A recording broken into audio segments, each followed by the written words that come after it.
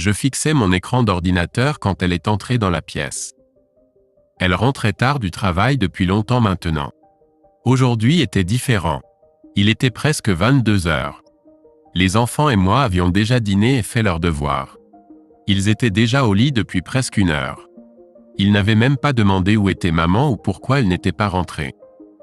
Cela venait de se produire récemment et cela me rendait triste. J'avais passé la dernière heure à analyser nos finances. Les choses s'étaient détériorées de manière significative au cours des 2 dernières années. Nos revenus avaient considérablement diminué mais ma femme ne s'en rendait pas compte. Elle dépensait toujours de l'argent librement comme si cela ne nous concernait pas.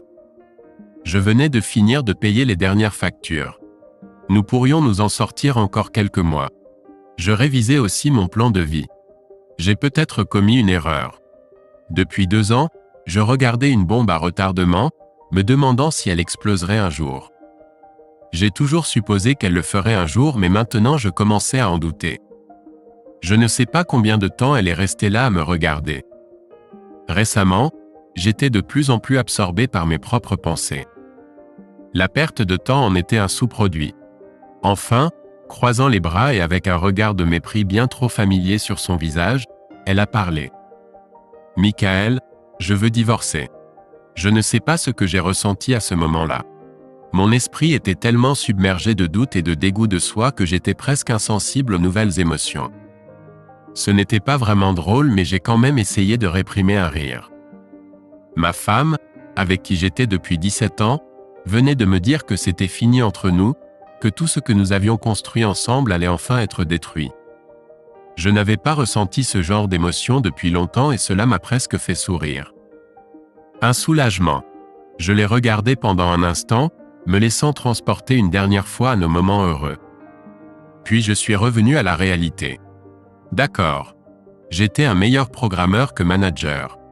Malheureusement, les programmeurs sont promus chefs de projet, puis chefs de département, et ensuite hauts dirigeants. C'est ainsi que je me suis retrouvé en tant que directeur du développement de produits seniors. Ce n'était qu'un titre pompeux pour un commercial. En fait, à l'époque, j'étais le plus qualifié pour le poste. J'avais pratiquement créé notre gamme de produits phares tout seul.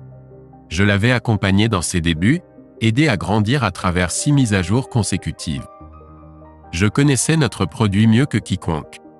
Quand les clients avaient des questions, j'avais des réponses. Quand nos employés rencontraient des problèmes, je savais comment les résoudre. Ajoutez à cela une nouvelle coupe de cheveux et un costume cher, et j'avais certainement l'air approprié. L'augmentation de salaire et des avantages qui accompagnaient ma promotion étaient vains. Je dirais que j'étais surtout content de mon travail, mais j'adorais programmer et cela me manquait vraiment. Dans ma position, je n'avais pas l'opportunité de le faire. Il y avait trop de réunions et d'appels téléphoniques pour me permettre le luxe de revenir aux lignes de code. J'ai été contraint de regarder une nouvelle fournée de jeunes gars aux yeux sauvages essayant de se surpasser mutuellement avec leurs dernières innovations. Je ne vais pas mentir. Être le patron en valait la peine, mais j'aurais toujours souhaité que ma description de poste soit un peu différente. Ce n'était pas une surprise que j'ai été licencié de Chicago Technology Solutions. Si j'avais été responsable de moi-même, j'aurais fait la même chose. J'assistais aux réunions de manière sporadique au mieux et manquais beaucoup trop souvent les délais. À l'époque, je ne cherchais pas à être licencié, mais je n'ai vraiment fait aucun effort pour garder mon emploi chez CTS. J'étais déprimé pendant longtemps. Il m'a fallu presque 3 mois pour sortir de mon état dépressif initial et essayer d'avancer, mais même cela s'est avéré être un échec misérable. Il m'a fallu 1 mois de plus pour trouver une issue à la situation dans laquelle je me trouvais, du moins une avec laquelle je pouvais vivre.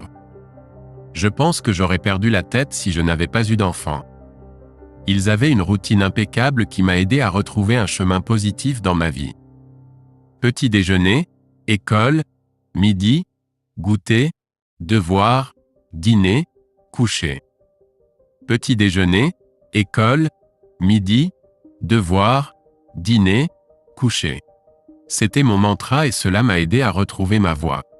Je me suis plongé à fond dans mon travail pour être un père au foyer. J'ai pris en charge toutes les tâches ménagères et les trajets en taxi. Les enfants appréciaient vraiment ma présence à la maison. Cela m'a permis de réaliser que j'avais de la valeur. Je n'étais pas totalement sans valeur. Si ma femme a senti ce changement dans la dynamique de notre famille, elle n'en a jamais parlé. Je suis presque sûr qu'elle ne l'a même pas remarqué. J'ai rencontré Jennifer Riley lors d'une fête de fraternité. J'avais presque décidé de ne pas y aller. J'avais rejoint la fraternité pour les portes qu'elle ouvrirait après l'obtention du diplôme, pas pour assister à des fêtes pendant mes études. Je pensais avoir besoin de toute l'aide possible. Mes notes étaient excellentes, donc ce n'était pas une préoccupation. Cependant, tout le reste chez moi était juste moyen. Taille, poids, apparence, personnalité. Moyen. Mon prénom, Michael, était le prénom le plus populaire de 1961 à 1988. Totalement moyen. Honnêtement, quand j'étais loin de l'ordinateur, il n'y avait rien d'aussi unique chez moi. Des rendez-vous? J'en avais quelques-uns. Des relations? Eh bien, pas tant que ça. Même en dernière année de fac, j'étais plutôt doué pour être seul. Jusqu'à ce que je rencontre Jennifer Riley. Jennifer était presque aussi moyenne que moi. J'ai réalisé que la femme moyenne avait l'air beaucoup mieux. Elle était un peu réservée. Je l'ai observée pendant un bon moment avant de prendre mon courage à deux mains pour lui parler. Notre première rencontre a été courte et silencieuse, mais l'acquaintance était faite. Au cours des semaines suivantes, nous nous sommes retrouvés pour prendre un café et étudier ensemble à la bibliothèque. Avant notre premier vrai rendez-vous, nous avons socialisé pendant presque 2 mois. À partir de ce moment-là, ce fut la période la plus fantastique de ma vie. 15 ans de bonheur. Notre courtship a été court, et notre engagement encore plus court. Peu de temps après l'obtention du diplôme, nous nous sommes mariés et installés dans notre premier appartement à Chicago. Nous prenions le même train matin et soir pour aller et revenir de notre premier emploi. Nous avions du mal à joindre les deux bouts, mais nous étions ensemble.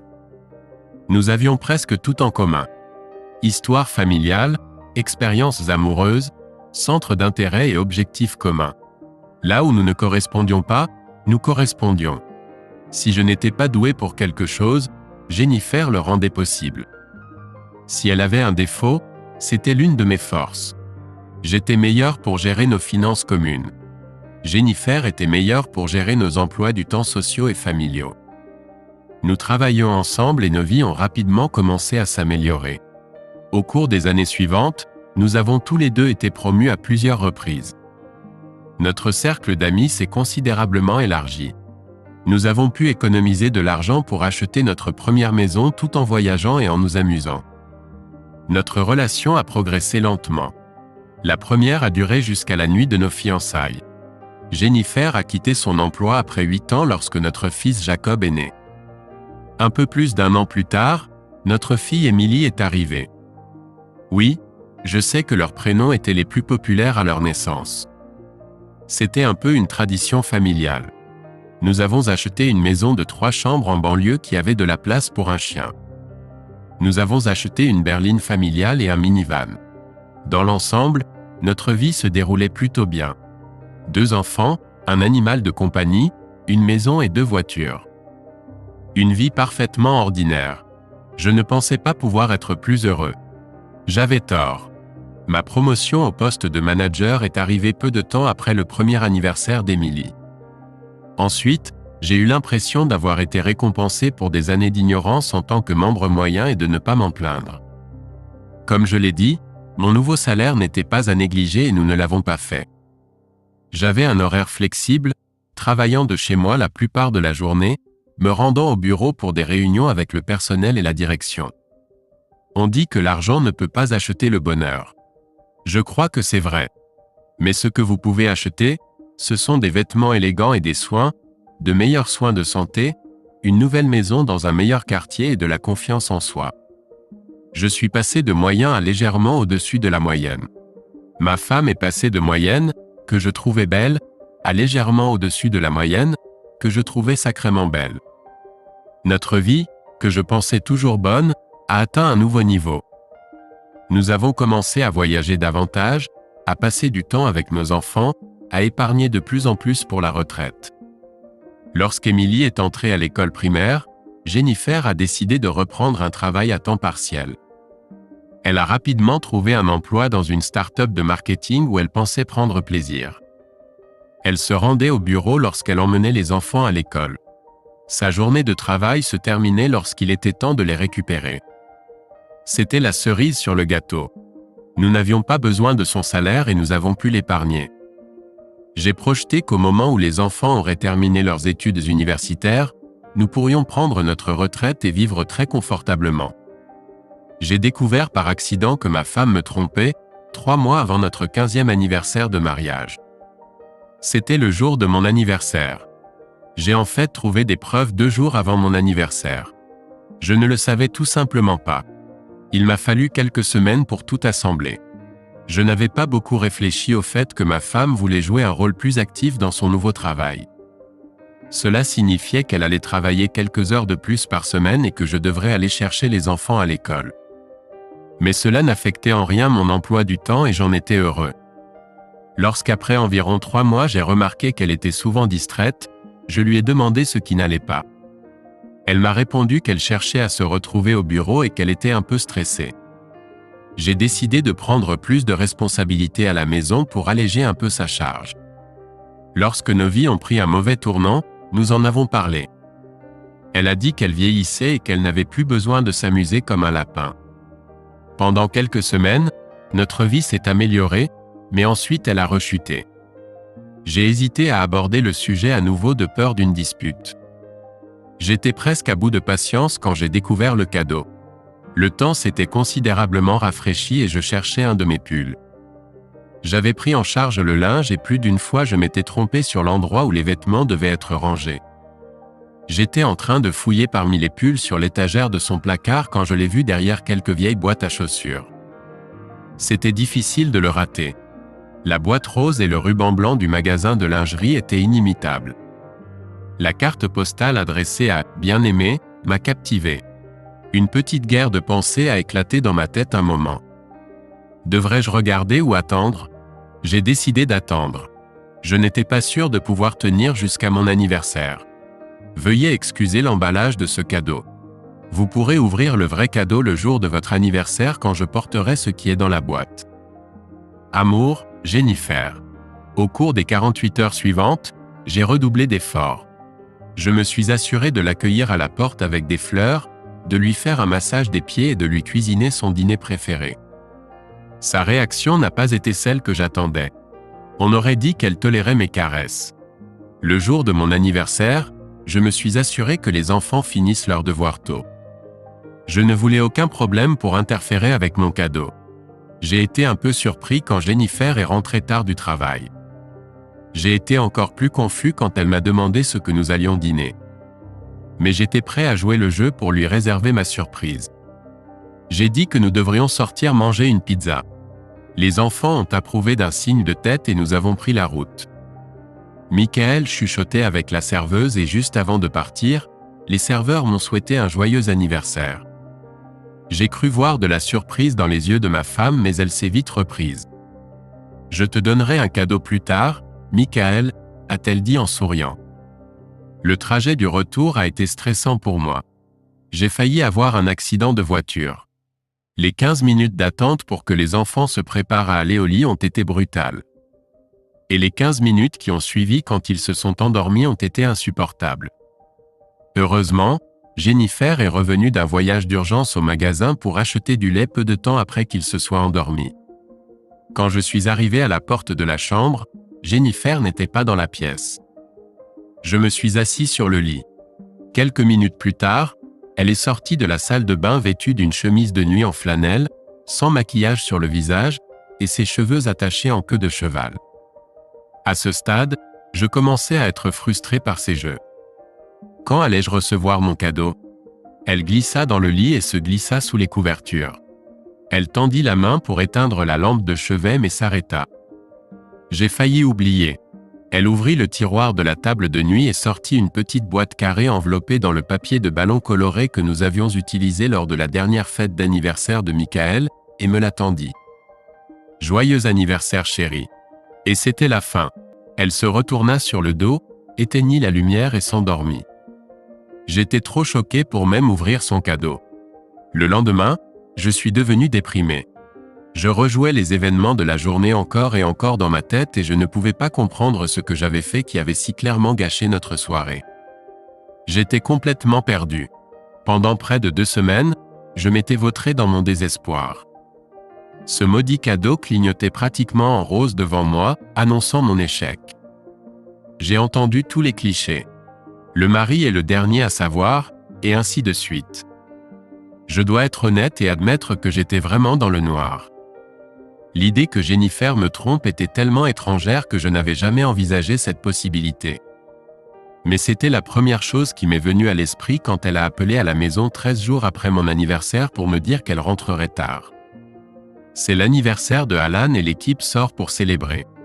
Je risque d'être en retard. Je ne me souviens pas de ce que je lui ai répondu en marchant vers mon placard. Mais je me souviens avoir regardé l'espace vide où se trouvait autrefois mon cadeau. Je me souviens aussi de l'horrible douleur à la poitrine et des vomissements dans la salle de bain. Pendant plus longtemps que je ne veux l'admettre, j'ai pensé que j'allais faire une crise cardiaque. Et pendant quelques instants, j'ai espéré que ce soit vrai et que je mourrais bientôt. Alan Henderson était le patron de Jennifer, un publicitaire astucieux et négligé qui était quelques années plus jeune que Jennifer et moi. Je ne l'avais rencontré qu'une fois, mais je me souviens ne pas l'avoir beaucoup apprécié, surtout parce qu'il semblait si insincère quand il parlait. C'est Emily qui m'a ramené à la raison. « Ça va, papa ?» Il a fallu quelques secondes avant que mon regard se fixe sur ma fille, qui me survolait au bord des larmes. « Ça va, ma chérie. Papa a juste mangé quelque chose que son estomac n'a pas aimé. Je serai dehors dans 1 minute. » J'ai finalement réussi à sortir de la salle de bain, bien que je ne me souvienne pas de grand-chose par la suite. Je me souviens seulement avoir attrapé ma bouteille de scotch poussiéreuse. Judgé par le mal de tête du lendemain matin, je savais que j'avais bu quelques verres. Je ne savais pas quand Jennifer était rentrée. Quand je l'ai trouvée dans la cuisine en train de nourrir les enfants ce matin-là, elle ne semblait pas avoir vécu quelque chose d'inhabituel. Elle continuait juste ses activités habituelles. Ce n'est que le léger frisson que j'ai vu sur son visage quand elle s'est assise pour manger qui a tué tout amour restant en moi. C'était très subtil, mais tellement vrai. J'aurais aimé écrire sur la façon dont j'ai affronté ma femme infidèle, mais je ne l'ai pas fait. J'étais juste dévasté. Tout ce que je pouvais faire, c'était bouger. Et pendant des semaines, je ne me suis pas amélioré. J'étais comme un zombie. Chaque jour où je réalisais que ma femme était assise à la maison insouciante, je me sentais de plus en plus mal. Je me sentais comme si j'avais touché le fond. Ce n'est qu'à l'occasion de mon 15e anniversaire de mariage que je me suis secoué et décidé d'agir. Je n'aurais probablement rien fait. J'étais en train de faire l'indécis. Je le savais. J'aurais aimé dire que j'étais sous le choc. Il y a probablement un terme psychologique technique pour qualifier mon comportement. Si mon père était encore en vie, il dirait simplement que j'agissais comme une mauviette. Et il aurait eu raison. Ce n'est qu'au moment où ma femme a annoncé qu'elle devait partir à une conférence de travail que le brouillard s'est dissipé de mes pensées. Elle serait absente pour notre anniversaire. Je ne sais pas pourquoi cela m'importait. C'était juste un autre niveau de manque de respect.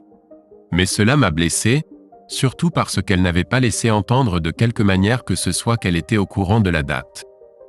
Après m'être enivré jusqu'à l'oubli la nuit de notre anniversaire, je me suis réveillé en colère. J'avais atteint ma limite. J'ai appelé mon avocat et pris rendez-vous. J'allais mettre fin à cette mascarade. J'étais sûr que ma vie ne pouvait pas être pire. J'avais tort. L'attitude avec laquelle je suis entré dans le bureau de l'avocat a été remplacée par un désarroi accablant. Je savais que le divorce pouvait être difficile. Je pensais que l'adultère de ma femme jouerait en ma faveur. Au lieu de cela, l'avocat faisait des trous dans mon dossier les uns après les autres. Je n'avais aucune preuve d'infidélité. Même si j'avais eu des preuves, cela n'aurait pas compté. Ma femme aurait eu droit à une division 50-50 de nos biens. Je n'avais aucune preuve que ma femme était une mauvaise mère. La garde conjointe aurait été le meilleur espoir. La différence de revenus jouait également en faveur de ma femme. Je devrais payer une pension alimentaire et une pension. Ma femme aurait probablement obtenu la garde principale et le droit de rester dans la maison pour le bien des enfants. Ma femme était une salope infidèle et j'étais un imbécile infidèle. Je suis passé de la dépression à la confusion. Ma salope m'a même interrogé à ce sujet quelques semaines plus tard. « Tu n'as vraiment pas l'air bien, Michael. Est-ce que quelque chose te tracasse ?»« Non, chérie. » Au moins, elle faisait semblant de s'inquiéter. Et moi, je me contentais de vagabonder dans la vie. Puis j'ai été licencié. Je ne le savais pas à ce moment-là, mais c'était la meilleure chose qui me soit jamais arrivée. C'est le journal télévisé du soir qui m'a donné un brin d'espoir. J'ai regardé histoire déprimante après histoire déprimante, et elle semblait correspondre parfaitement à mon humeur. Mais ensuite, c'est arrivé. Un grand employeur de la côte Est a fait faillite. Les anciens employés se démenaient pour obtenir leur dernier chèque de paye et s'inquiétaient pour leur pension. Il m'a semblé que certaines personnes pourraient être dans une situation pire que la mienne. Puis le présentateur est réapparu à l'écran avec son analyse. Les employés auraient probablement gain de cause dans un procès contre leur ancien employeur, mais cela n'aurait pas d'importance. Il ne reste plus rien. Tout l'argent est parti. Il ne m'a pas fallu longtemps pour relier les points et élaborer les bases du plan. Ma femme ne pouvait pas prendre ce qui n'existait pas. Nous n'aurions rien, donc nous ne partagerions rien. Bien sûr, en agissant ainsi, je me mettais dans tous mes états, mais j'allais déjà perdre la moitié. Alors est-ce que le reste m'importait vraiment ? Mon plan a commencé assez simplement. J'étais au chômage et je n'avais pas l'intention de chercher un emploi. J'allais dépenser nos économies jusqu'à ce qu'il n'en reste plus. Il faut admettre que c'était une idée imprudente. Même moi, je ne pensais pas que ça marcherait. Mais c'était quelque chose à quoi je pouvais m'accrocher. 2 ans, c'est long. J'étais terriblement ennuyé quand j'étais seul, ce qui était la plupart du temps. J'ai réalisé que Jennifer était vraiment le cœur de notre groupe d'amis. Quand elle s'est éloignée de moi, j'ai découvert que je n'avais pas de véritables amitiés solides. J'étais fils unique. Mes 2 parents sont morts jeunes, mon père d'une crise cardiaque et ma mère d'un cancer. J'étais vraiment seul. Je sais qu'un récit détaillé de ma vie serait ennuyeux pour toi. Je peux facilement résumer ma vie en disant qu'elle était horrible. Pendant 2 ans, mes enfants étaient la seule chose positive dans ma vie. Je n'avais jamais dépensé de l'argent pour des choses superflues auparavant. Je gardais toujours les reçus de tout ce que j'achetais.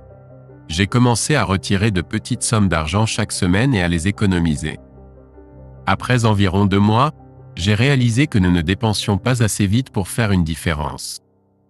Apparemment, j'étais doué pour économiser de l'argent et moins pour le dépenser. J'ai donc intensifié mes efforts et apporté quelques ajustements à mon plan initial. Je me suis inscrit à un programme MBA exécutif. L'université était chère mais locale. J'ai dépensé près de 120 000 $ en une fois. J'ai payé comptant pour un nouveau SUV de luxe, 60 000 $ envolés. J'ai entièrement financé les comptes d'épargne éducation des enfants. Cela a coûté encore 260 000 $. J'ai dépensé des milliers pour un nouveau dressing et j'ai commencé à retirer de plus en plus d'argent liquide 2 fois par semaine. Je déposais les enfants à l'école, pâchais à la banque, puis me rendais au bord du lac. Je ne jouais jamais avec l'argent que j'emportais.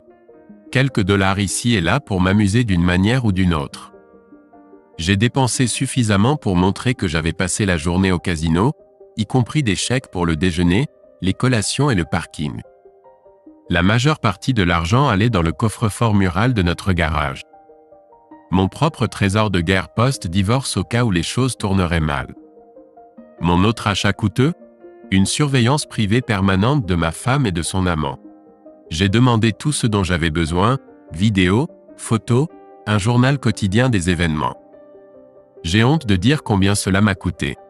Vous vous demandez probablement si ma femme a remarqué mes dépenses. Je dirais que oui, à l'exception du jeu. Je devais lui dire comment je transférais de l'argent aux enfants car j'avais besoin de sa signature sur les comptes de garde. Elle a vu ma voiture de près. Elle n'a jamais rien dit à ce sujet. Je suis sûr qu'elle pensait que je travaillais et que nous vivions toujours dans l'aisance. Elle a fait quelques achats aussi, mais je n'ai jamais rien dit. Je me suis souvent demandé qui bénéficie le plus de ces achats de lingerie. Nous n'avons simplement jamais abordé le sujet. Nous étions cordiaux l'un envers l'autre et communiquions quotidiennement. C'était comme si nous tolérions chacun un colocataire que nous n'aimions pas particulièrement. Le sexe ? N'y pense même pas. Passer du temps avec mes enfants était le point culminant de mon existence. J'ai fait de mon mieux pour soutenir tout intérêt qu'ils avaient. Nous avons fait nos devoirs et joué à des jeux ensemble. Nous sommes allés dans les parcs, avons fait du vélo et sommes allés au cinéma. Depuis que j'ai pris le rôle de cuisinier à la maison, ils semblaient intéressés à m'aider. J'ai trouvé quelques recettes faciles et les ai laissés les réaliser. Jennifer apparaissait généralement à un moment de la semaine. Je ne l'excluais pas de notre temps en famille, mais je ne cherchais pas non plus à l'impliquer.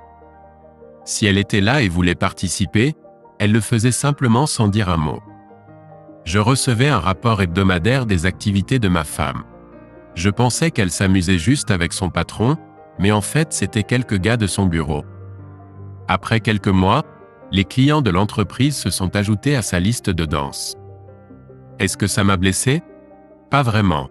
Je pensais déjà qu'elle était une salope. Le fait d'avoir maintenant la preuve ne m'a pas du tout blessé. Ce n'était pas une lecture très intéressante. D'une certaine manière, j'étais soulagé, mais pas vraiment. Il était clair qu'Alan Anderson n'était pas un amant très habile, bien qu'il ait la capacité de répartir ses dons parmi plusieurs femmes différentes. Cela m'a quelque peu surpris. J'avais supposé, en fonction de son cadeau, qu'il y avait une sorte de relation entre lui et ma salope, mais en réalité, ils étaient plus comme des copains idiots. Elle se laissait simplement faire. Il en était de même avec la plupart des 6 autres hommes. Mais il y avait un client, un petit nerd avec des lunettes et une pochette à stylo pour consolider son statut de geek, qui a vraiment donné à Jennifer. Les photos et vidéos étaient trop granuleuses pour dire si elle aimait ça, mais ça avait l'air assez douloureux pour moi. Malgré les cours, les enfants et le jeu, j'avais beaucoup de temps libre. J'ai donc décidé de me concentrer sur ma vie après le mariage, que j'assumais viendrait un jour. J'ai commencé à faire de l'exercice. J'avais toujours été en forme décente, mais certainement rien d'exceptionnel. Pendant ce temps, j'ai réalisé de bons progrès en développé couché et en course d'endurance. Je crois que les gros muscles et le physique avantageux sont surtout une question de génétique, et je ne correspondais clairement à aucune de ces catégories. Cependant, personnellement, j'étais très satisfait de mon apparence. J'ai commencé à me renseigner sur les dernières nouvelles de mon ancienne industrie. J'ai décidé qu'à un moment donné j'aurais besoin d'un emploi. Une année loin de la folie m'avait laissé très en retard, à mon avis. J'ai passé plusieurs heures chaque jour à me renseigner sur les dernières technologies et logiciels. J'étais particulièrement intéressé par mon ancienne entreprise, CTS. Ils semblaient stagner. Ils ne perdaient certainement pas de part de marché. Leurs revenus étaient stables, mais ils ne gagnaient pas en dynamisme. Dans le secteur de la technologie, si vous restez immobile, vous perdez. J'ai également passé beaucoup de temps à étudier le divorce. Une partie de mon temps était consacrée à élaborer de nouveaux plans rusés pour ruiner la vie de ma future ex-femme. Cependant, la plupart de mon temps a été consacré à étudier comment le divorce affecte les enfants. J'avais déjà traversé la plupart de ma douleur, et les enfants y avaient joué un grand rôle. Je voulais m'assurer que lorsque leur transition viendrait, je serais pleinement préparé. Il y a tellement d'informations là-bas que je pensais être complètement absurde. C'était 8 mois de plus dans mon aventure quand j'ai commencé à paniquer. Ma femme a commencé à rentrer à des heures régulières. Elle a commencé à me parler et à me demander comment s'était passée ma journée. J'ai répondu sèchement, bien sûr, mais elle ne semblait pas être gênée par cela. Elle a commencé à s'habiller de manière plus provocante pour aller au lit. On aurait dit qu'elle essayait de raviver l'intimité de notre ancienne vie. Quelques semaines plus tard, les choses ont empiré. Pendant 1 an et demi, elle n'avait pas participé à notre relation et s'occupait de ses propres affaires. Maintenant, elle se plaignait du manque de communication. Elle a commencé à parler de travailler sur notre mariage. Et je lui ai arrêté de lui parler. Un silence complet. Ces tentatives de réconciliation ont continué jusqu'à son anniversaire. J'ai laissé son cadeau sur la table de la salle à manger. Le papier d'emballage aurait dû me sembler familier, car je l'avais utilisé pour le dernier cadeau qu'elle m'avait offert. Le contenu n'aurait pas dû être une surprise non plus. 6 mois se sont écoulés avant que j'ouvre le dernier cadeau que j'avais reçu de ma femme pour mon anniversaire. C'était une montre avec un cadran numérique bon marché. Quand j'ai repéré mon cadeau d'anniversaire dans la section des achats impulsifs de notre dépanneur de quartier, j'étais assez furieux. Une montre à 9,95 $ dans un dépanneur. Putain de salope. Quand j'ai vu qu'ils avaient un modèle féminin assorti, je me suis calmé.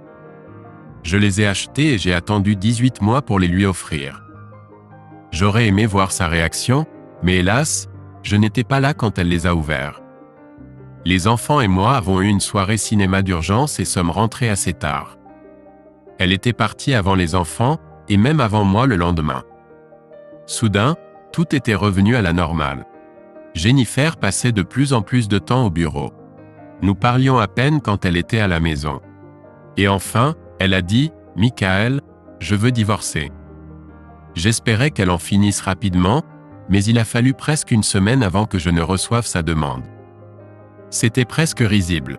Pension alimentaire et pension pour les enfants. Distribution inégale des biens en sa faveur. L'abus mental et émotionnel répertorié comme facteur pertinent. J'ai attendu jusqu'au lundi suivant avant d'emmener les enfants faire du camping. Je ne voulais pas qu'ils soient là quand j'allais lâcher les chiens. Nous sommes rentrés 6 jours plus tard, reposés et rafraîchis. Jennifer nous attendait à la maison. Elle était assise seule dans le salon. Je pense qu'elle devait avoir la grippe intestinale. En tout cas, elle n'avait pas l'air bien. Je me demandais quelle était la plus grande surprise pour moi. J'avais demandé le divorce pour cause d'adultère. J'ai demandé la maison, la seule propriété réelle qu'il nous restait, et la garde exclusive des enfants. J'ai demandé une pension alimentaire pour moi et les enfants car j'étais au chômage et avais 2 ans de garde à plein temps. J'ai intenté des poursuites pour aliénation parentale contre les 7 partenaires de Jennifer. Je n'avais aucune illusion sur le fait que j'en gagnerais une seule, mais la loi de l'Illinois me le permettait, alors je suis revenu armé. J'ai intenté des actions en justice civile contre son employeur et les entreprises des 3 clients qui profitaient du statut de prostituée de ma femme. Encore une fois, je ne pensais pas pouvoir gagner, mais la notoriété aurait pu jouer en ma faveur. Enfin, j'ai envoyé un DVD des meilleurs moments de Jennifer à ses parents et à sa meilleure amie pour qu'elle sache que je n'avais pas peur d'en profiter. Elle devait être au courant des preuves que j'avais contre elle. Tout était répertorié dans ma contre-plainte, mais je ne voulais prendre aucun risque. Les enfants ont pris une collation et sont allés dans leur chambre pour se préparer à aller au lit. Ils n'ont pas prêté attention à leur mère. Elle n'a pas bougé pour s'adresser à eux. Je me suis dirigé vers le réfrigérateur pour prendre une bière. Ensuite, je me suis dirigé vers le salon et me suis affalé dans le fauteuil en face de Jennifer. Elle ne m'a pas regardé pendant longtemps. Je savourais simplement ma bière. En plus de ne pas se sentir bien, elle semblait pleurer pour quelque chose. Peut-être était-elle blessée? Finalement, elle a parlé, mais presque à voix basse. « Tu vas me ruiner. » J'ai attendu qu'elle relève les yeux pour voir son regard quand j'ai répondu. Cela a pris quelques secondes. Mon Dieu, j'espère bien. Je pensais que ce moment serait plus intense.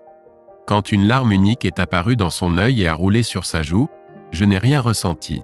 « Tu me détestes à ce point? » Non, Jennifer, je ne te déteste pas. Détester demande de l'effort. Je peux honnêtement dire que je n'ai absolument pas fait d'effort en ce qui te concerne. Tous mes efforts vont dans le fait de prendre soin de moi et de mes enfants. Mais je suis ta femme. Arrête. Je ne vais pas laisser une merde comme toi salir le bon nom de ma femme. Ma femme était une femme aimante et attentionnée, mon meilleur ami, ma compagne, et la mère de mes enfants.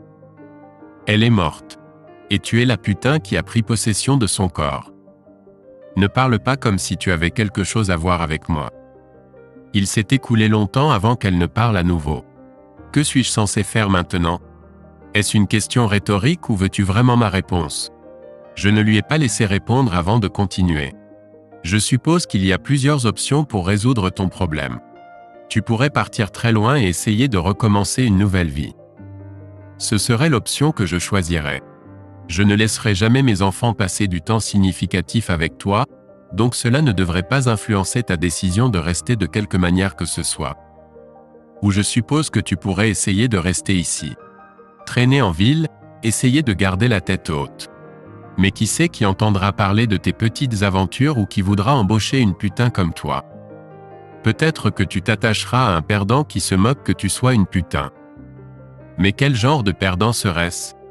Ou tu pourrais te tuer. J'espère vraiment que tu ne choisiras pas cette option. Cela me priverait de te voir souffrir comme la chienne que tu es. Mais bon, je ne suis pas sûr que mon avis importe à une chienne comme toi. Il n'a certainement pas compté quand tu as décidé de t'amuser avec ton patron. Je rêvais de prononcer ce discours depuis des mois. J'aurais dû être excité à l'idée de le faire. En regardant mot par mot tandis que ce qu'il restait de son esprit s'effondrait, j'espérais obtenir un peu de satisfaction. Mais au lieu de cela, je ressentais un vide. La vie après le divorce a été ambiguë. Les choses allaient bien mieux avec les poursuites judiciaires que je n'avais espérées. J'ai reçu un peu plus d'1 million de dollars de compensation de la part de 3 entreprises dont les employés avaient couché avec ma femme. C'était surprenant car mon avocat m'avait dit de ne pas m'attendre à grand-chose. Lors de l'analyse post-match, nous avons décidé qu'après qu'il ait traité l'entreprise de mon ex-femme, il ne voudrait pas s'engager dans une publicité négative. Nous avons détruit l'entreprise de mon ex-femme grâce à des motions de découverte, des dépositions et des fuites à la presse. J'ai également lancé ma propre campagne secrète, envoyant des emails aux PDG de leurs clients restants avec des informations sur ma femme, son patron et leurs amis.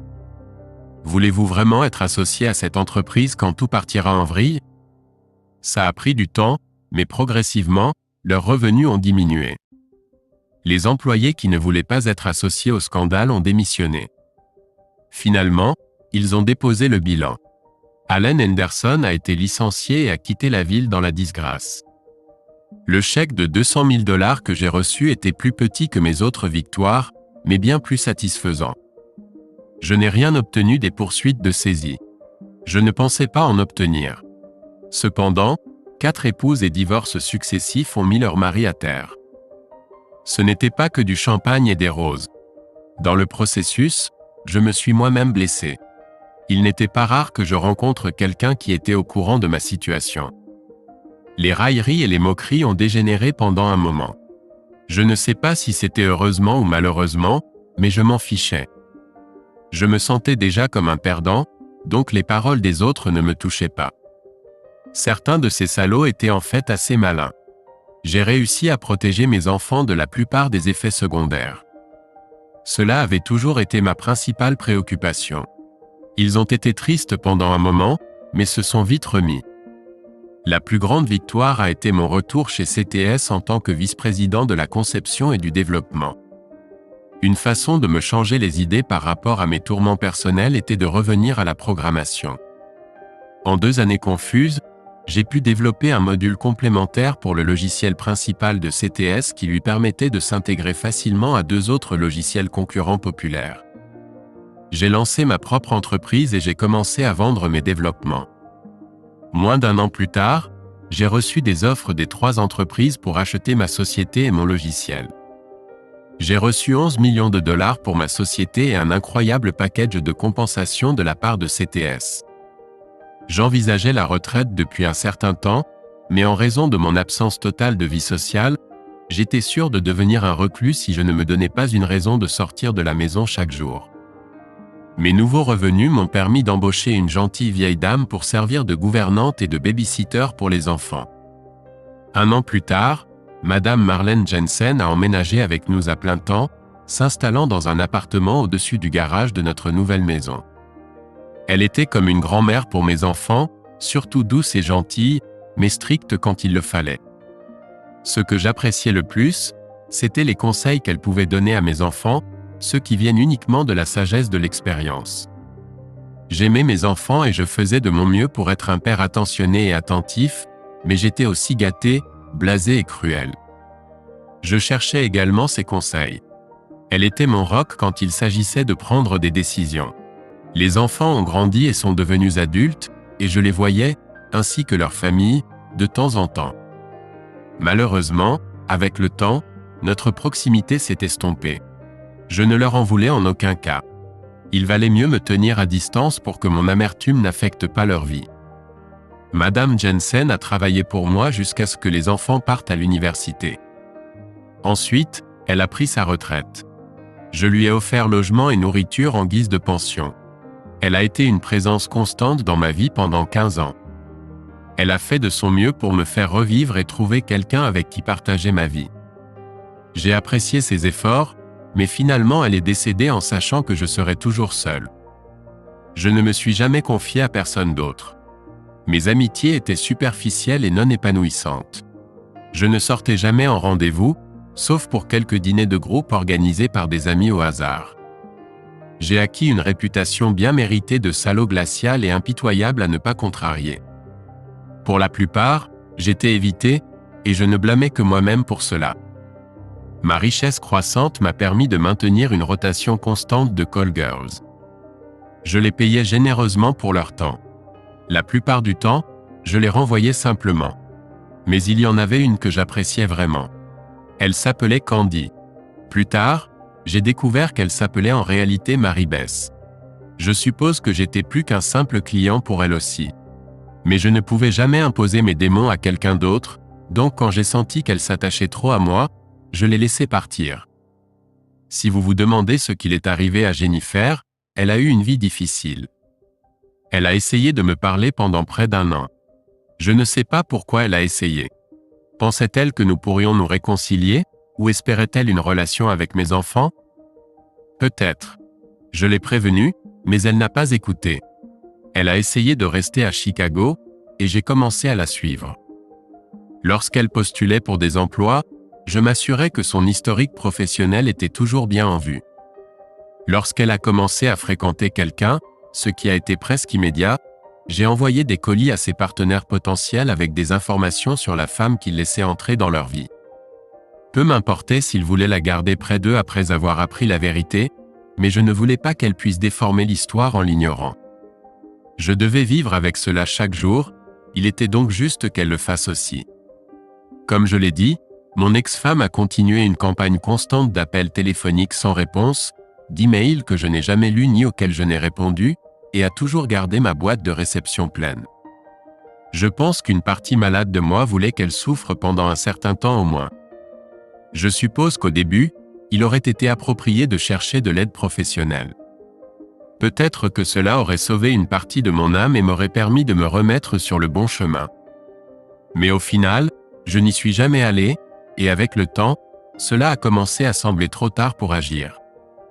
J'aurais pu changer mon numéro de téléphone, mais je ne l'ai pas fait.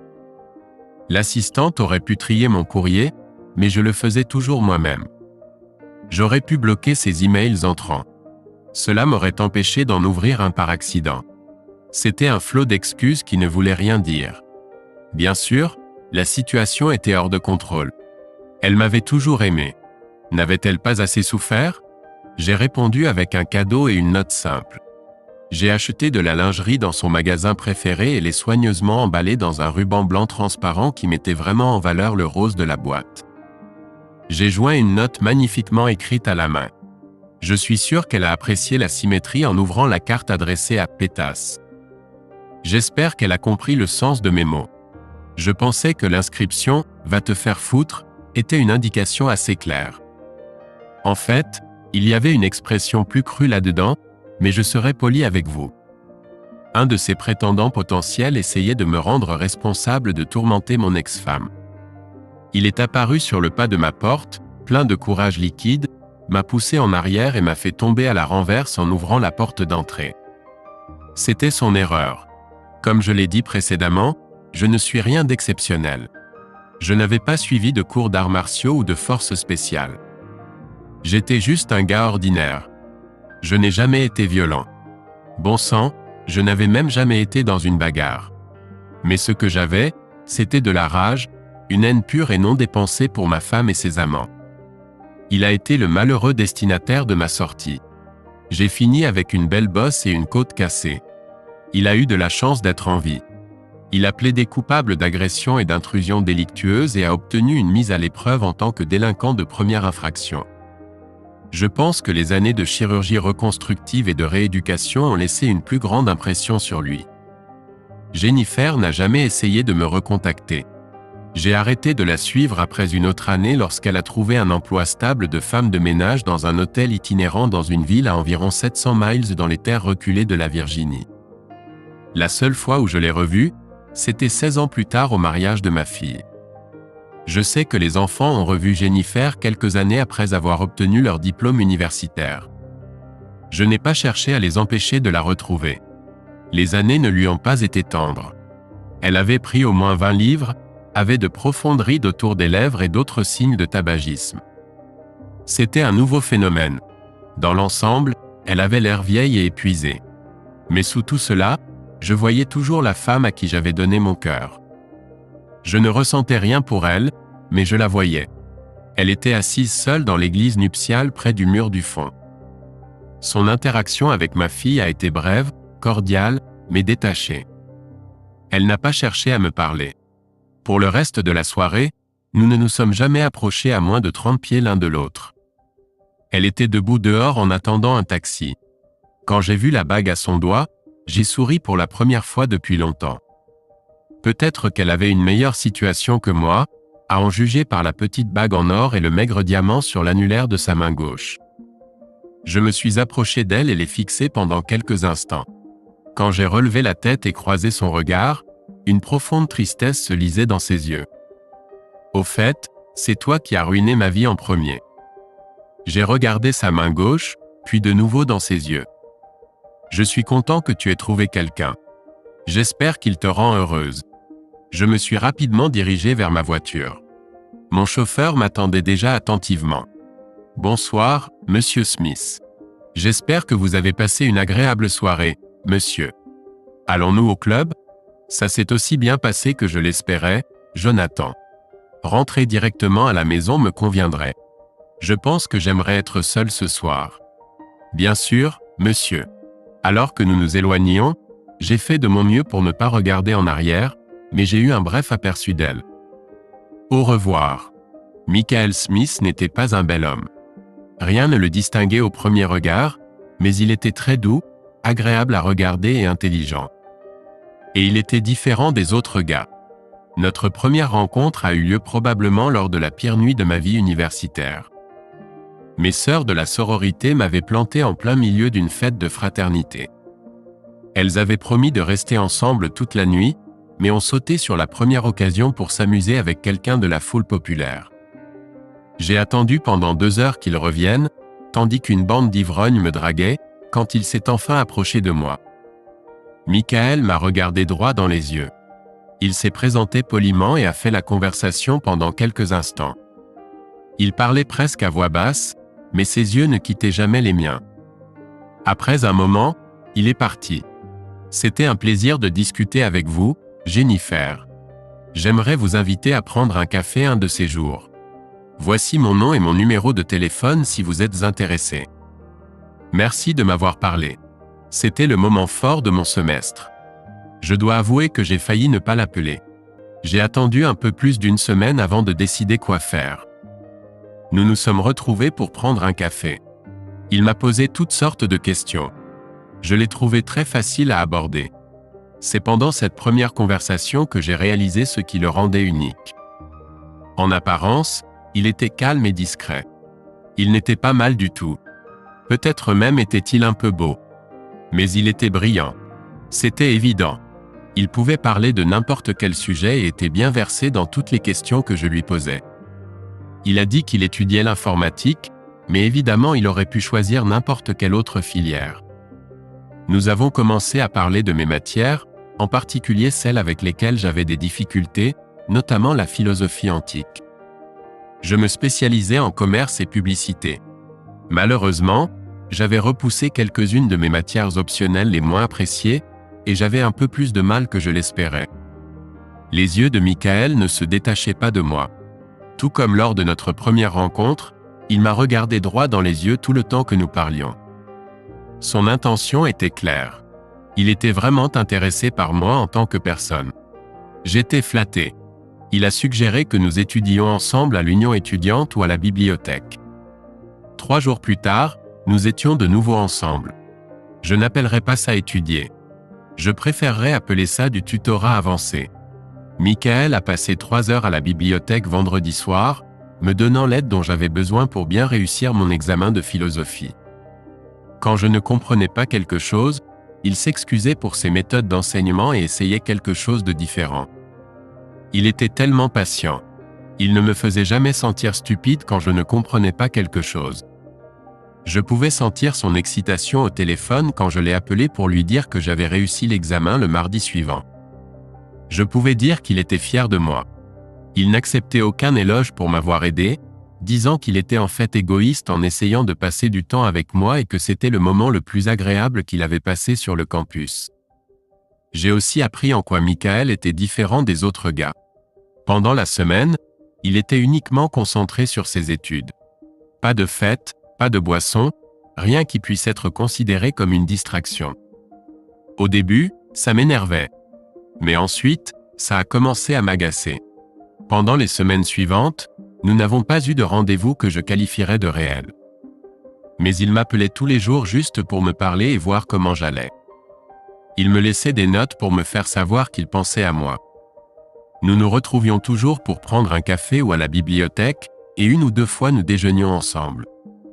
Quand nous étions ensemble, il continuait à me poser des questions sur moi et ma famille, mes intérêts et mes rêves. Si je lui posais des questions, il était ouvert et honnête. Un jour, je lui ai demandé s'il avait peur de quelque chose.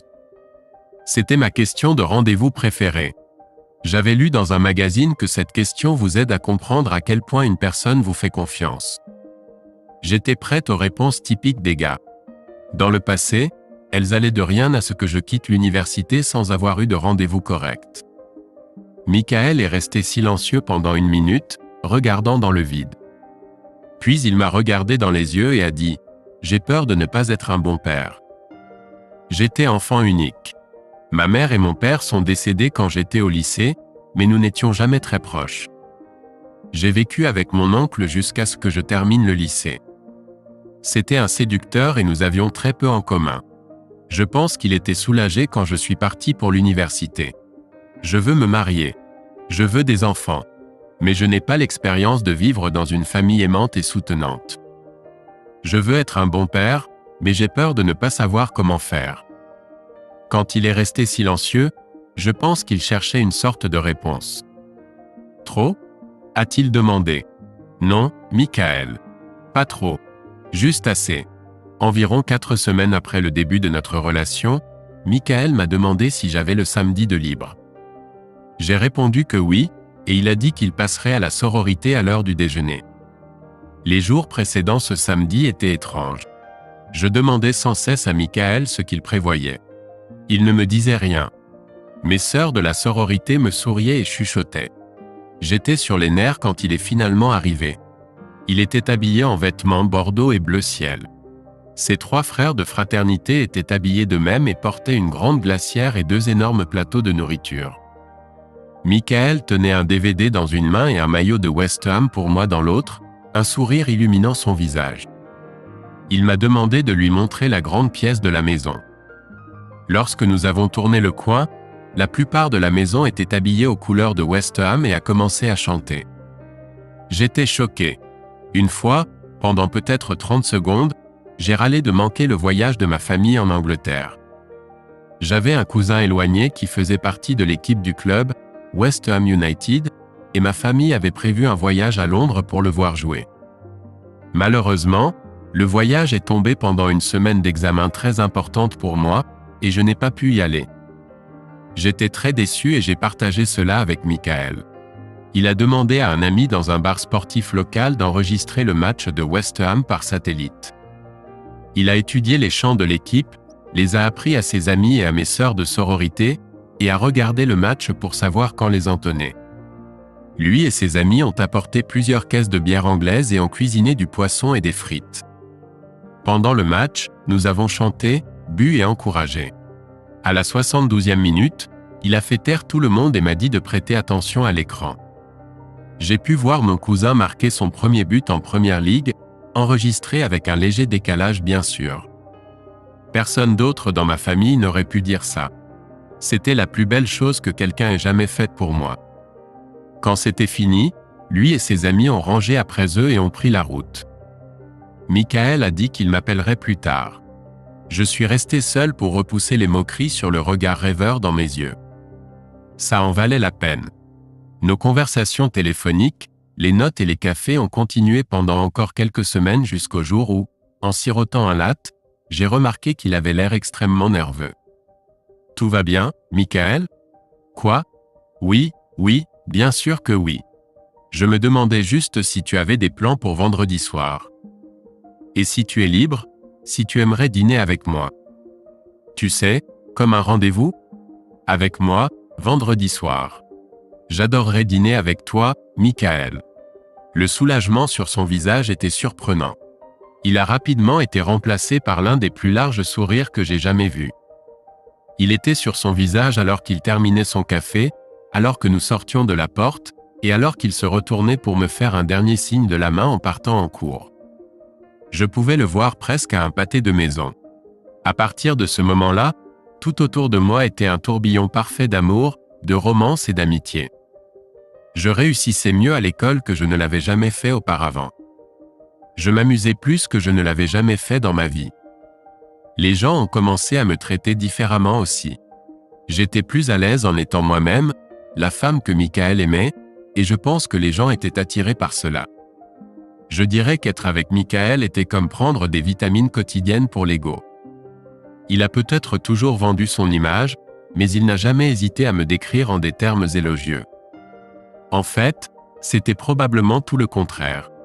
Michael était un gars plutôt beau et en forme, un peu sportif. Il était toujours bien soigné, frôlant le chic. Il était agréable à côtoyer et aimait tout le monde, mais était un peu timide avec les nouvelles personnes.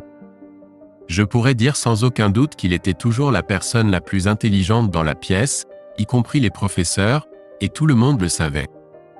Mais avec une attitude décontractée, il évitait les projecteurs et l'attention pour passer du temps avec moi. Il me disait souvent qu'il était juste un gars ordinaire qui avait gagné à la loterie en me rencontrant. Je me décrirais comme jolie. Mes amis me décrivaient comme mignonne. Ma famille me décrivait comme mignonne. J'étais toujours un peu complexé par mon apparence et mon corps. C'était difficile de ne pas l'être. Certaines de mes sœurs de sororité étaient magnifiques, avec des traits de mannequin et des corps de rêve. Mais c'était difficile de ne pas se sentir spécial en me regardant à travers les yeux de Michael. Je pouvais dire que plus je passais de temps avec Michael, plus je me sentais précieuse. J'étais aux anges quand il était temps du bal de promo. L'un des rituels de fin d'année les plus ridicules de la sororité était de jouer à « l'époux potentiel ». Étant l'une des rares sœurs sans petit ami à long terme, je n'avais jamais pu y participer. C'était un événement apprécié par un grand groupe d'anciens élèves, et il était toujours très fréquenté. C'était assez simple. Chaque sœur devait se présenter seule devant les anciens réunis et pouvait donner un exemple positif ou négatif du petit ami d'une autre sœur de l'année écoulée. La sœur dont le petit ami recevait le plus de commentaires positifs gagnait. Je ne peux pas dire que j'ai été complètement surprise par le résultat, mais j'ai été un peu choquée. Pour la première fois en 29 ans d'histoire de cet événement, mon Michael a reçu que des retours positifs. Un de chaque sœur. Michael n'avait jamais été aussi fier et était un peu déçu que, traditionnellement, je ne puisse pas lui dire qu'il avait gagné. 3 jours plus tard, j'ai trouvé un moyen de le récompenser. Le lendemain de la remise des diplômes, Michael m'a ramené chez moi. J'étais originaire de Chicago, et Michael s'était vu offrir un emploi là-bas. Nous avons passé 4 heures sur la route en nous tenant la main et en discutant. Nous nous sommes arrêtés pour un petit déjeuner rapide et un baiser. Nous sommes arrivés chez mes parents juste avant le déjeuner. Michael a passé les 2 heures suivantes à charmer mes parents.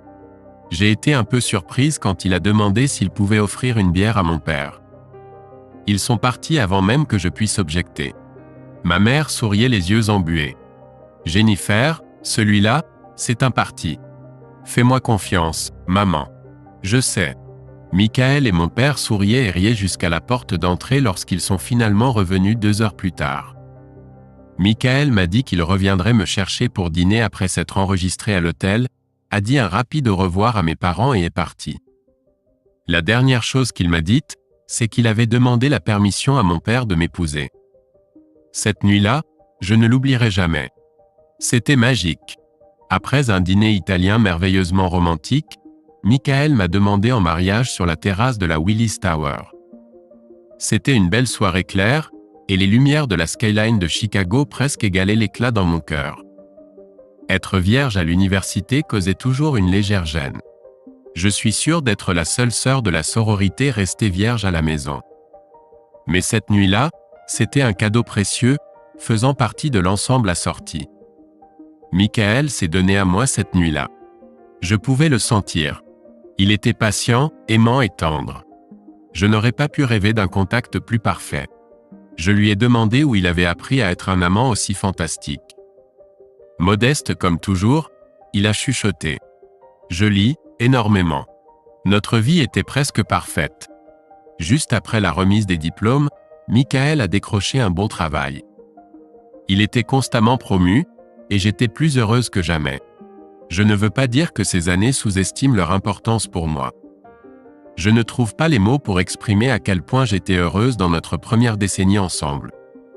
Je ne pourrais pas décrire comment le fait d'avoir des enfants a enrichi ma vie. Je ne partage pas les détails de ces années car ils n'ont rien à voir avec ma chute. En fait, vous parler de ces années ne ferait que vous embrouiller sur les motivations qui ont conduit à ma chute.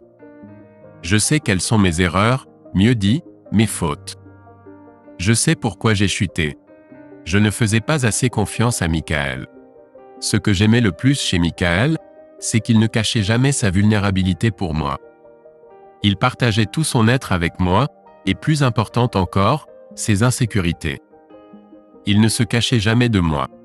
Pendant longtemps, je n'avais rien à cacher. Ma vie était un conte de fées. Ma famille était merveilleuse. Michael ne me traitait jamais différemment d'une partenaire à part entière. J'étais impliqué dans chaque décision qui affectait nos vies.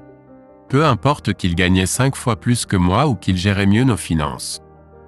Il cherchait toujours mon avis et mon approbation. En majorité, cela me faisait me sentir spécial, mais parfois je me sentais inadéquate, comme si je ne remplissais pas ma part du contrat. Je n'ai jamais partagé cela avec Michael.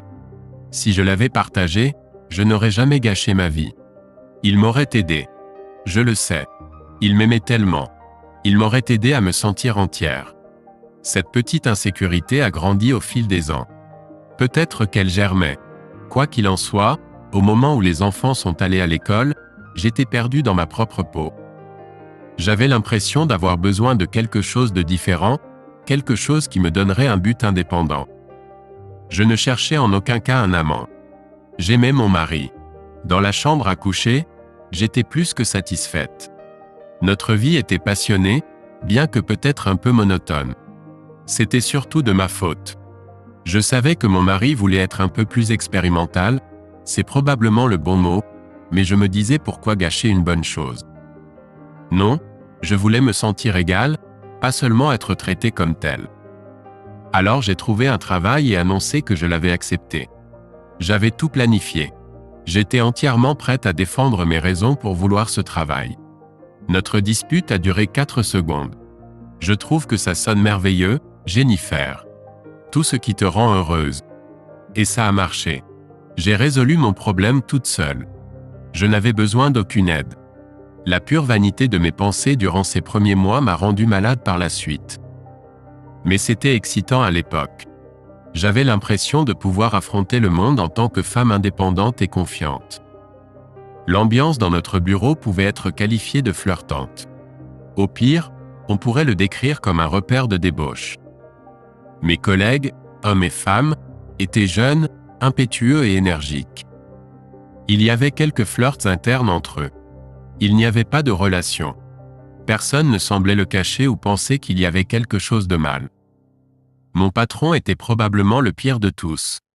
Alan Henderson était un gars plutôt bel homme, bien que pas exactement mon genre. Les gens se moquaient toujours de lui, disant qu'il ne pouvait pas garder une fille, et le félicitant pour une nouvelle conquête. Je ne me suis pas précipité au lit avec le premier gars qui m'a dragué. En fait, je l'ai envoyé balader. Mais cela m'a fait me demander si Michael et moi passions à côté de quelque chose dans nos vies. Notre groupe d'amis était assez discret à ce sujet. Il n'y avait pas une seule conversation dans notre quartier qui se rapprochait ne serait-ce qu'un peu du déluge quotidien que j'entendais au bureau. Après notre première fête de Noël d'entreprise, quand j'ai présenté Alan à Michael, ma vie a changé pour toujours. Je pouvais dire qu'il ne s'appréciait pas, même s'il faisait semblant de bien s'entendre. J'ai arrêté de parler à Michael de mon travail et je n'ai jamais mentionné Alan. Je pouvais voir que mon travail et mon patron le dérangeaient. Après cette nuit-là, j'ai remarqué que les choses avaient changé au bureau également. Alan a commencé à me prêter beaucoup d'attention, à louer mon travail en public et à me demander comment je me sentais. Il a commencé à me proposer de déjeuner avec lui. Nous avions toujours de longues discussions sur notre dernier projet. Il a commencé à me demander mon avis de plus en plus souvent. Ensuite, il posait quelques questions personnelles et nous revenions au travail. Il a également commencé à me complimenter sur mon apparence. Avec le recul, je peux dire qu'il a travaillé sur moi pendant des mois et je l'ai absorbé comme une idiote. Je ne me souviens pas de la série exacte d'événements qui ont mené à cela. C'est avec le plus profond regret que j'avoue avoir apprécié chaque minute. La séduction habile d'Alan m'a fait me sentir désirable. Des émotions que je pensais depuis longtemps disparues. Des années plus tard, en analysant mon comportement, j'ai réalisé la profondeur de ma trahison. Je ne sentais pas que Michael me désirait car je ne lui donnais rien à désirer. Je connaissais le genre d'homme qu'il était. Il ne ferait jamais rien qui me mettrait mal à l'aise. J'étais sa véritable partenaire et amante chérie, pas sa petite amie pour s'amuser. Mais il était très perspicace. Le moindre indice de ma part aurait suffi. Le moindre signe que je voulais autre chose aurait eu des conséquences dramatiques. Une analyse douloureuse de ma vie de couple a révélé que Michael cherchait évidemment avec précaution toute opportunité pour dynamiser nos vies et que je l'ignorais. Je suis terriblement honteuse d'admettre que j'ai fait tout cela et plus encore pour Alan. Il s'est avéré que j'étais une prostituée à ses yeux. Je m'étais trop investi dans ma relation avec Alan avant de réaliser la vérité. J'ai offert Alan à moi-même pour son anniversaire. Le contraste avec Michael était saisissant et a changé ma façon de penser presque immédiatement. Alan ne m'aimait pas et je faisais une terrible erreur. J'ai dit à Alan que notre liaison était terminée dès le lendemain. Il a ri et m'a poussé hors de son bureau. Le colis était sur mon bureau quand je suis revenu du déjeuner. Avec une note pour être dans le bureau d'Alan à 5h30. Le contenu du colis garantissait mon accomplissement. Les photos d'Alan sont devenues un verrou qui m'a enchaîné à lui et à l'enfer que ma vie allait devenir pour l'année et demie à venir, et au-delà.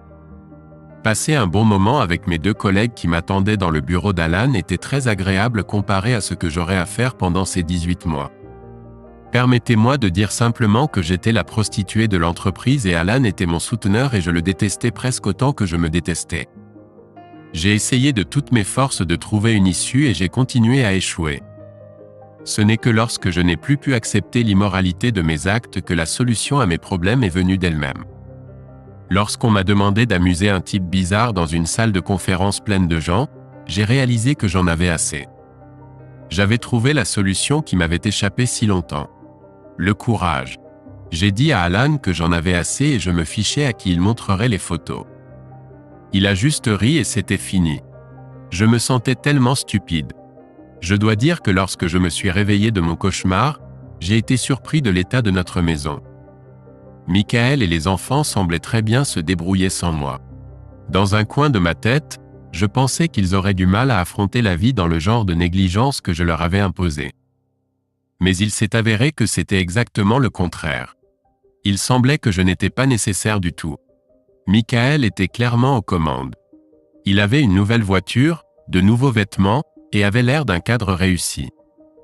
Je me sentais terriblement quand j'ai réalisé combien de temps j'avais négligé ma famille.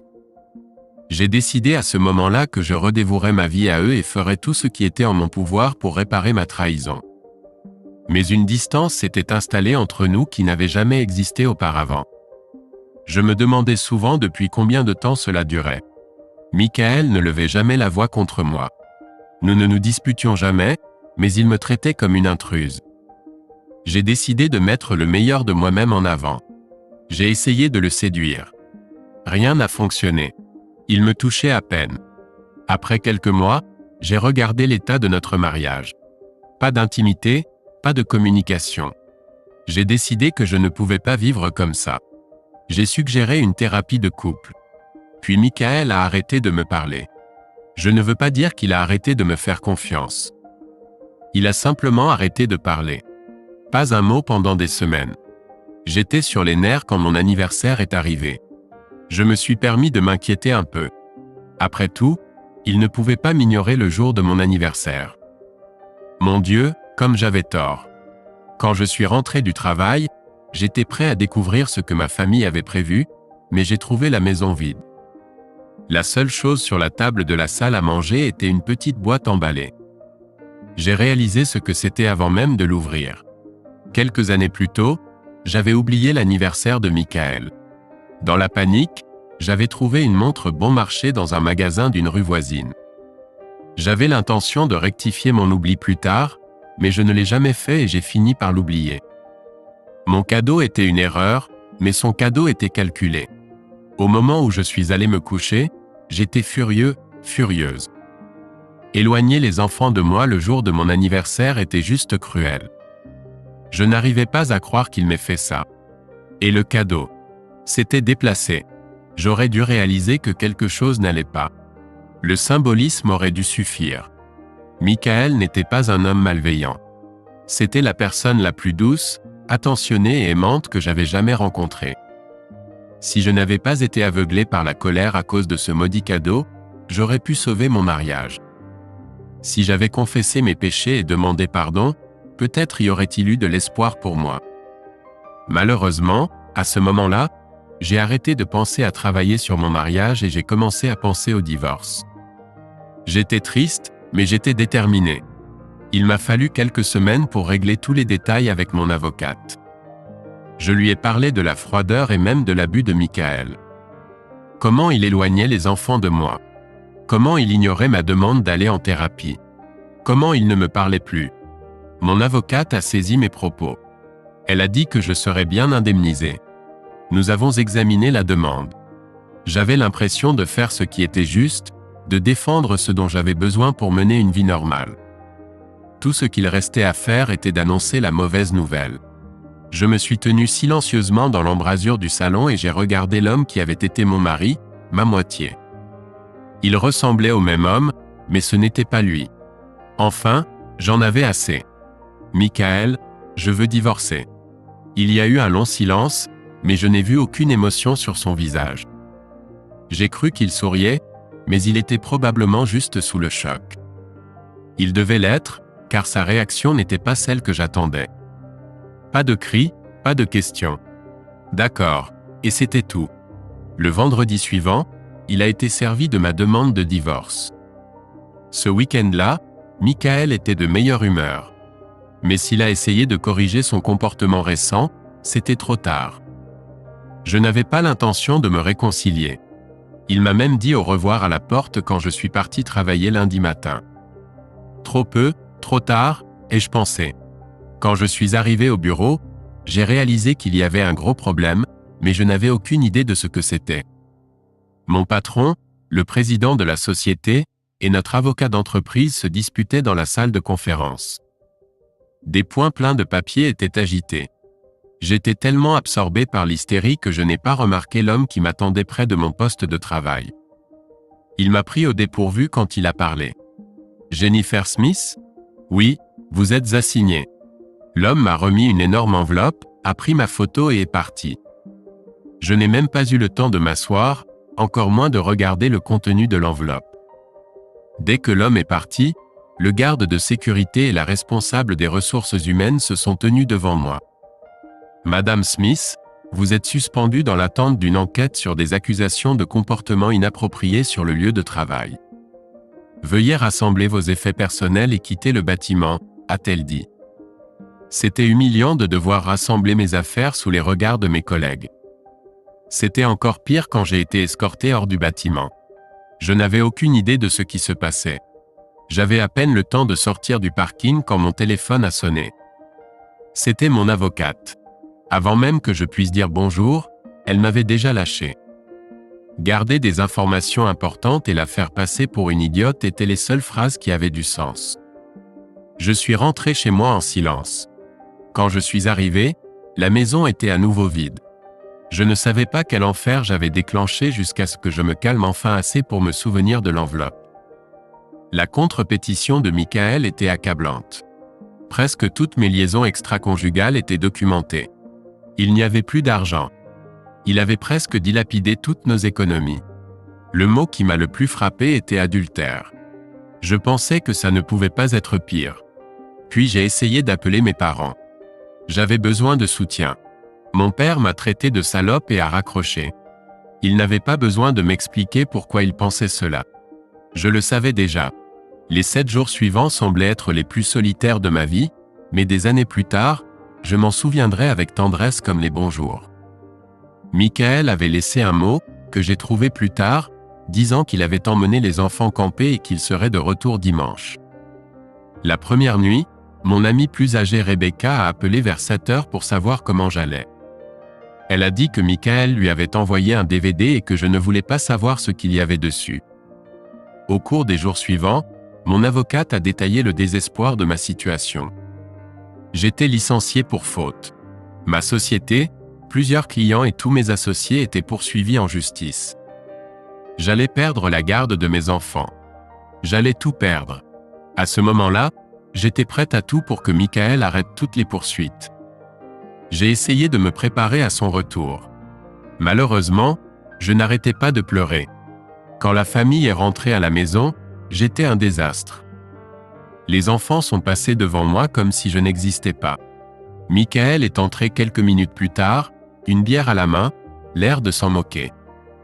J'ai à peine réussi à parler. « Tu vas me ruiner. » La pure haine dans sa voix m'a détruite. Mon Dieu, j'espère bien. Quand j'ai essayé d'aborder le sujet de notre histoire en tant que mari et femme, il m'a traité de salope.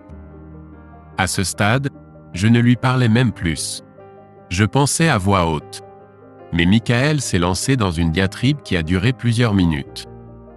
Salope, pute, garce, salope. Chaque mot me déchirait. Je me suis effondré. Puis il s'est levé et a quitté la pièce. Je peux honnêtement dire que je n'ai pas abandonné. J'ai essayé de faire fonctionner les choses avec Michael, mais il ne voulait pas me parler. Je me demandais comment Michael et les enfants se débrouillaient sans argent, mais apparemment ça allait. Parfois, je me faufilais pour les voir les déposer ou les récupérer à l'école. Je ne pouvais pas trouver de travail et je recevais des allocations chômage. Mes parents ne voulaient pas me parler. J'avais besoin d'un endroit où vivre et j'ai commencé à aller de chez un ami à un autre, principalement des hommes divorcés. Personne ne voulait me garder longtemps. Sur les conseils de mon avocate, j'ai commencé à consulter un thérapeute.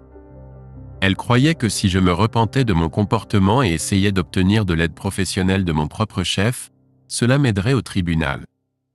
J'avais très peu d'espoir. J'ai pu surmonter certaines choses, dont la plupart je t'ai partagées. Mais le meilleur conseil que m'ait donné ma thérapeute était à la fin de nos séances. Son conseil était de partir loin, très loin.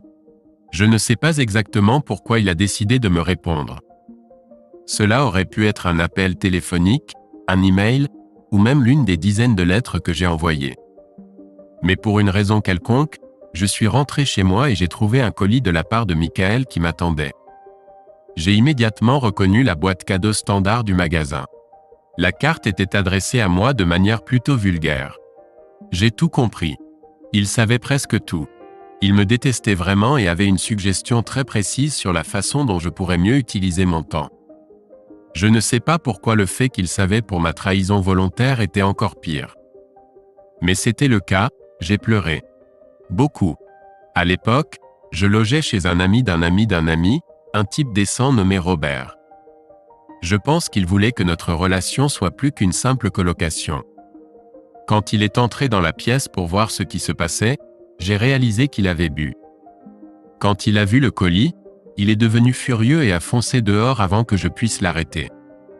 J'étais inquiète quand Robert n'était pas rentré chez lui quelques heures plus tard. J'aurais dû l'être. Les infirmières à l'hôpital n'étaient pas loquaces, mais elles connaissaient la plupart de l'histoire. Apparemment, Robert était allé confronter Michael. Michael l'avait presque battu à mort. Son visage était défiguré. Il avait une commotion cérébrale, plusieurs blessures internes et une hanche gauche brisée. J'étais terrifié. Mes problèmes infectaient désormais ceux qui m'entouraient. Lors de ma prochaine séance, j'ai raconté cette histoire à ma thérapeute. Elle a commencé à me poser des questions sur Michael. Je lui ai tout dit. Il était fils unique. Il n'avait pas de famille.